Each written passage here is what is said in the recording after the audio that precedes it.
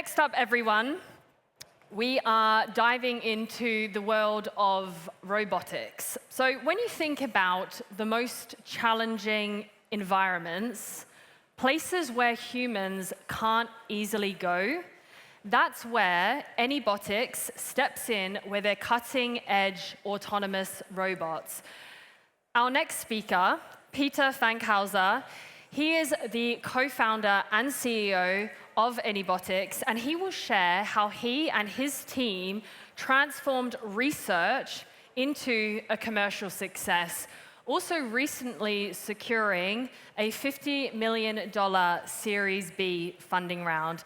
So if you are curious about what it takes to go from pioneering tech in a lab to a commercial success, to bring it to market, then this is absolutely your chance to learn. So let's give a round of applause and welcome Péter to the stage.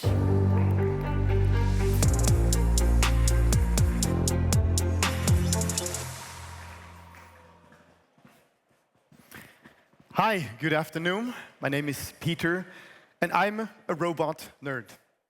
I had the pleasure to work in robotics for many, many years, which is 15 years now. I always loved robots, even as a kid. We'll see some photos in a second. I'm not sure if I have to click. No, I'll let them do it. As a kid, I already loved machines, building my own devices. I studied in mechanical engineering and had the pleasure to do my PhD in robotics at ETH Zurich. I was fascinated by how you can build something that starts to move. You program a machine, and it's like magic for me. So building robots has been at the heart in my life for 15 years. This is what I did then. Let me see if this works now. Can we move to the next slide?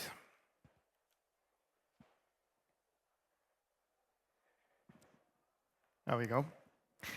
So at ETH, I met a group that built four-legged robots with the idea to let robots go anywhere. As you can imagine, a four-legged robot is able to climb over difficult obstacles, climb stairs, and we took the robots out into different environments, took them through the city, in sewage systems, in forests, and we published videos. And I also happen to have one robot here with me today. Please welcome Animal. You see it walking down in the middle of the hallway. This is our latest model. It's the Animal robot Generation D that we sell to our customers. Now, from ETH, we took this technology and founded a company. The reason was that we worked together well as a team. We had the basic technology and then felt maybe this technology could be useful for something.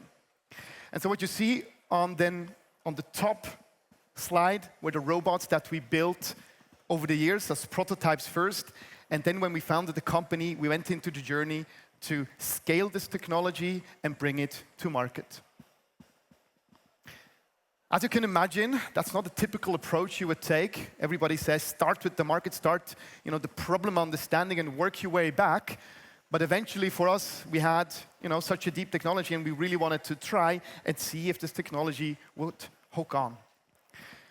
With that premise, we're then able to build this solution. What we're using the robot for is industrial inspections. The robot runs through facilities and collects data. It walks up and down stairs, moves by itself, and uses videography, thermography, and acoustics to collect data. Now, the reason why we're doing that is that in the industry, imagine the energy industry, oil and gas, chemicals, offshore wind, there's so much human work involved, and those people are walking around hours on hours with a clipboard or even with just an iPad to collect data.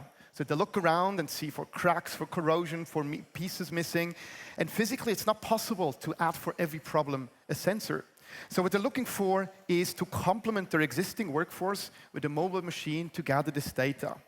This helps them in three areas. Number one, they have a limited number of people. It's hard to find the young people in these facilities that can and want to do these jobs. Second, the eyes and the ears of people is actually not great to collect all the data. And there's a lot of data missed that leads to a significant portion of downtime. That's a 270 billion problem annually. And lastly, fact is that human error is the #1 cause of industrial accidents. So it's the push to remove people from the hazardous zones and instead send in a machine. By today, we have almost shipped some 200 robots on 5 continents around the world. It ranges from offshore facilities to large chemical sites, to smaller train stations, to 1,000 meters underground in mines.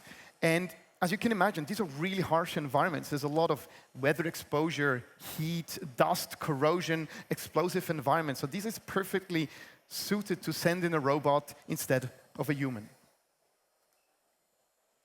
Now, we work in the power and utilities, mining and metals, oil and gas, and chemicals area. But how did we come up with that? And today, I want to talk through the story from this fundamental research that I discovered together with my colleagues at ETH and how we built this company and turned into a scale-up. Now, before I do that, I want to take you a little bit through the research. These pictures are supposed to move, but it's okay, I can talk about them. On the left-hand side, you see a first-legged robot. Imagine, you can look it up online, it walks extremely slowly, but we were able to prove that the principle of 4-legged robots would work. In the center, this was our inspiration. This is a dog jumping around, doing parkour. It's really, moving very athletically. The distance between those 2 robots on the left-hand side was staggering, so we were nowhere. And what really happened is that with AI, we're able to take the same hardware and make it much more performance. If you look it up, on the right-hand side, you see actually a robot jumping over boxes and getting this basic principle of robotics and mobility to the next level.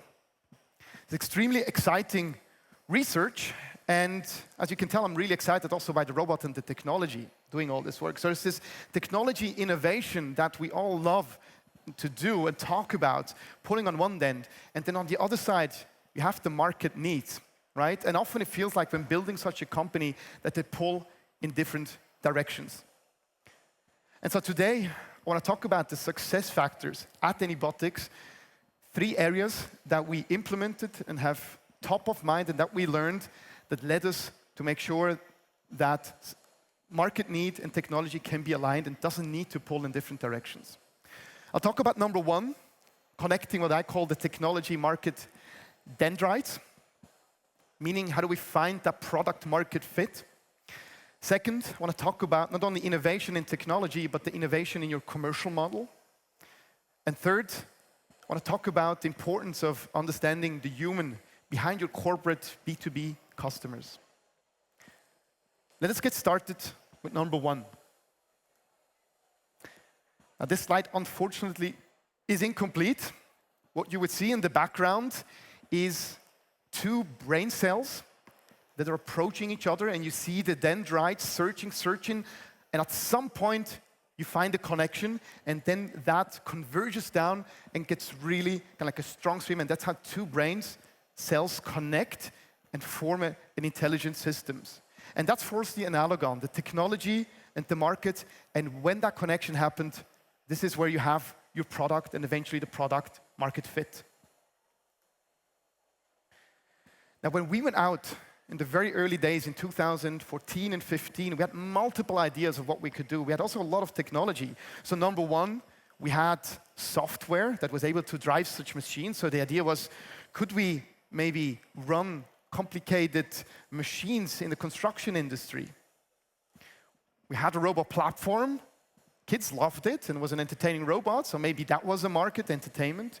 We also had these very special actuators, the motors, so maybe that could be a tool to drive robotic arms. So what we did is, in the beginning, really in the research phase, to explore where's the technology really suitable, and then found that, yes, the platform, that's probably for us the most promising. But what do you do now with the platform, right? The ideas ranged from last mile delivery, so taking the robot carrying parcels, the last meter you have an autonomous truck arriving, robot gets out and delivers your parcel. We tested that. We looked at industrial inspection, right? Eventually we settled on that. So walking through facilities and collecting data. Or is it search and rescue, where you have difficult situations where you don't want to send in a person, but still you want to send in a camera, right? And the robot with legs could maneuver through tunnels and complex rubble. Now, if you look at these problems, we really looked at the technology fit, how difficult it is to solve that problem, but also what value can we generate and the frequency of the problem. And if you look at these three axes, how often is the robot used, what is the cost the customer is willing to pay for it, and how complicated is the environment, we settled on industrial inspection. At that point, we found that connections like two cells when we were really able to focus down. Now, once you have that connection, what's important it is now you optimize, you focus, but once you've solved that, you can start exploiting this connection. So for us, this meant also specializing in different types of robots. We have a second robot called ANYbotics for explosive environments, and we started to add more and more payloads on top of the robot, so making the value even bigger and upselling the additional capabilities of the robot. Now, in summary, these were for us 4 stages from research, exploration, optimization, and exploitation. Each of the phases has a distinctive activity, a different type of focus. In the beginning, it's about technical feasibility, proof of concept, product marketed when you have the connection, and then essentially scaling with your existing customers and get repeat customers. In terms of the channels, this is quite interesting. First, especially in the exploration phase, we just went out, published on YouTube, we attended a lot of conferences, social media, and especially throughout the net and see what came inbound. So we got a lot of inbound requests from all over the market, and our job was to recognize patterns within those inbound leads. And when we saw a pattern where we had the match, we could focus on that. And so our business model has now significantly turned to outbound. We exactly know what our ICP, our ideal customer profile, looks like, so we can scout through the market, identify those customers, and target them in our marketing. Second, let's talk about innovating the commercial model. As you can imagine, we're pushing really the forefront of technology with such a system, AI, and autonomy, but I'm also extremely, and even the same amount, proud about all the work that goes into innovating actually the commercial model. Because you're not only building a new company and a new product, but you're also building a new market. This has not existed before, and people are not used to buying such robots. So it's about figuring out the right ways on approaching your customer. Now, for us, the first question was, how do we actually position such a robot? What does the customer think of when he thinks of a robot? What's the analogy? Is it an equipment, like a pump? You buy it once and then it runs for 10 years? Or is it more like an IT installation where you buy the server, you install that, and then you have an ongoing software license? Or is it actually more like a worker, somebody you pay on a monthly salary? We went through all phases. We tested that. You also, you test it, you check with the customers, and you iterate on it. Eventually, our long-term and primary business model is actually the worker, because our vision is what we call creating a workforce of autonomous robots. You're also not buying your employees, but you pay them on a monthly salary. So this positioning, and also the aspect of not buying the robot, but paying on a monthly fee, puts it in different budget, and that allowed us to scale quickly with customers and have a low entry barrier. Second is then the sales process. Customers are not here just to buy a robot and you say goodbye, but it's really they're looking for a solution to the problem. And we heard it also before with Bexio. This can be very complex and complicated. It's also the first time they're doing that. So over time, we advanced our sales model and how we approach customers. So number one, it's all about pitching. That's the easy part because we have a physical robot, right? Everybody loves to see the robot. But then we actually don't jump into the sales. However, we first hold back and we ask a lot of questions. The first thing we want to do is often visit them on site. We observe what they actually do. Because a lot of customers tell you, I want this on top and that, but what's the problem you're solving? So by us looking at what they actually do, second, looking at the data they're sharing, we need to build the trust. What's your standard models right now? What are the downtimes, accidents, etc.? Then we take that data and build together a hypothesis. What will the impact be of the deployment of robotic solutions? And then we run quite sophisticated return on investment models, these long tables where we say, this is your current model, and this is the numbers and the dollar value that you're going to save with a robot. Then you get really the buy-in. And this is a paper the internal people need to be able to also go up to their C-level, to the CFO, to make a statement that they don't need only one robot, but maybe 15 and 500. So this has been, for us, a lot of work and iteration, and we're also leading the market here compared to the competition on how we think about this process. And a lot of customers actually don't engage with us because of the robot, because of the team and the process we've built, and giving them the understanding how they will be successful. But you cannot know everything by yourself. You need to listen to a lot of your customers, and one of the models we implemented for 3 years is what we call the ANYbotics Industry Forum. This year, we had 100 of our customers on site for 2 days, engaging in discussions. The ANYbotics presentations are actually only a small part of that presentation, and we let customers come on stage and speak about how they deployed the robot, the success factors, what went wrong, and all of these aspects. And suddenly you have questions from other customers, and magic happens in the room, customers educating other customers. That's the best model you can have. Third, I want to talk about the human behind the big logos, the Shells, the BPs, the BASFs, right? Often we treat them like as one group, but you're always selling to a handful of people, and that's very important to understand. The most important aspect is that people also want to have fun, right? You're working with a robot. We have here a value proposition that's not only technical, but it's also emotional. We get these pictures back from all of our customers on the first day. They're super happy with the robot. It's on site, it's on LinkedIn, right? So that's the peak where they engage with us. As you can imagine, what we see here is that phase of the customer's expectation throughout the time. In the beginning, there's this innovation trigger, and the photo that I showed that typically happens at this peak of expectation. They just got it and believe it will solve all of the problems. And then they start using it, and it's still a very complex machine. So reality kicks in. Maybe they imagine certain things that are not there yet. Maybe we overpromise certain aspects that are not 100% reliable yet. So there's a certain type of a drought of disillusionment. And what's very important then is that we're there as a company through our customer success team, work with the customer hand in hand and have that personal connection to very quickly go through that. Don't end up too deep in the drought of disillusionment, but eventually get to the plateau of productivity. Key here is to have a really strong team that relentlessly works on customer support, is very quick, travels out and is there and runs. One of our cultural values is #full responsibility. So this is what we do with the customers. When we ship the robot, we run like hell to make sure it works and the customer's happy. This means even if something doesn't work, it's about not the fact that it doesn't work, but the way you react to it. This leads me also to this example. For the second robot, the Animal X that I mentioned, we experienced due to technical challenges a significant delay on the project. Now, how did we get to that challenge? That was a big, pressure point for us. So for us, it was about fast and transparent communications. Even if we didn't have all the answers yet, we knew what the technical challenge was. We called the customers and we told them all about it. And we told them safety is number one. This is what we stand for as a company, and we know you do too. And going back to the cultural values, we took the customers on a journey from the problem, working out the solution together, and let them also chime in on the decisions we took. And lastly, it was also important to actively propose mitigation strategies. Why don't we bridge the time with a different robot? Let's focus on integration, cybersecurity, on these kind of topics.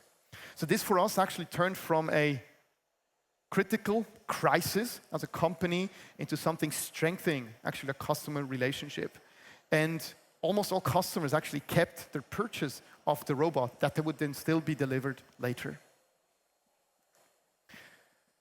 Now, hope I was able to give you a little bit of understanding that over time, if you also innovate on your commercial model, that the dogs don't need to bite on the sausage two ends and pull in different directions, but they can work hand in hand, walk forward together, and maybe also a robot nerd like me can help and run and build up a scale-up company. Thank you very much for attention. I want to leave you with the tips and tricks I have learned, 3 books that I really appreciated on this journey. Number 1, Crossing the Chasm. Literally walks you through how to build a technology, find those dendrites, the connection points, and how to scale from there. Play Bigger, an excellent book, how to think of positioning and storytelling. And then Playing to Win, one of the very strong classical strategy books, thinking yourself how to generate focus and how to execute on your strategy. With that, thank you very much for your attention, and let's jump into some questions.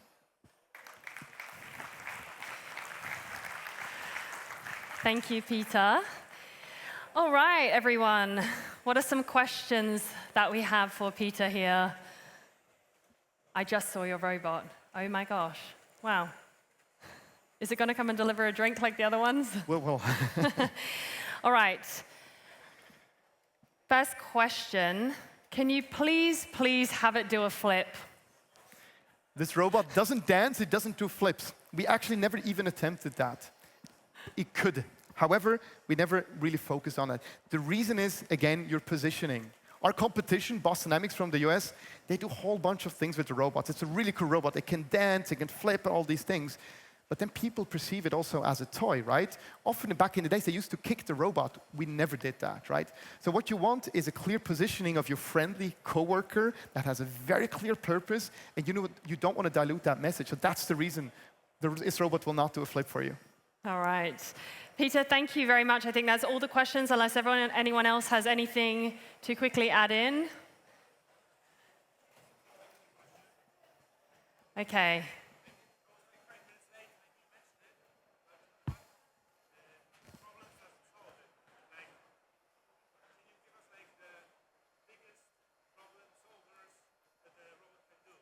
Yes. Okay, I'll just repeat the question for everyone else. So the question here was, what is the biggest or best problem that this robot or one of your robots can solve? Yeah. So this solution is, we call it automated industrial inspection. So instead of in large facilities, imagine a large chemical plant, productions, offshore wind. You have a lot of people walking through the facility to gather data to keep the plant running at the high productivity and safety. And they do that every round, every shift. You have people working on hours to essentially look if things are okay. We're taking that part over. We automate it. The robot carries visual cameras, thermography, acoustic, gas detection measurements. It's fully autonomous. You install it once, and it does the rounds by itself 3, 4, 5 times a day. Uses AI to look at the data and sends that back into a maintenance management system. So it's helping the existing human workforce to take over a task that's very repetitive and often dangerous. All right. Thank you very much.